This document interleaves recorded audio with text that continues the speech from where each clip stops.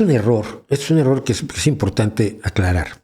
Considerando que la Organización Mundial de la Salud ya estaba advertida acerca de que se vendría una pandemia, ¿habrá gente con poder global que esté aprovechando para sí la pandemia? No. Una cosa es saber que viene una pandemia y otra cosa es saber cómo, cuándo, de qué manera.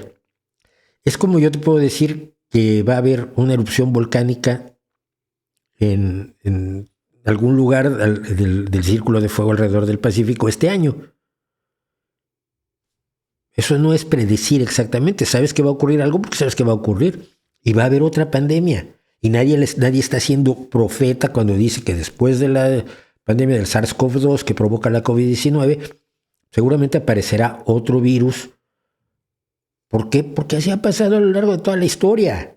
No es nada nuevo. Entonces, no. El saber que es muy probable que vaya a ocurrir una pandemia respiratoria, porque es el tipo de virus que tiende más a poderse transmitir en estas condiciones, no significa que supieras lo que iba a pasar exactamente, es simplemente una idea vaga. Oiga, señor, usted va a envejecer. Hombre, pues se les pasa a todos, no es una predicción exactamente. Lo que no puedes predecir es si cuando alguien envejece va a tener tales o cuales enfermedades, tales o cuales afecciones, o si se va o no a sacar la lotería.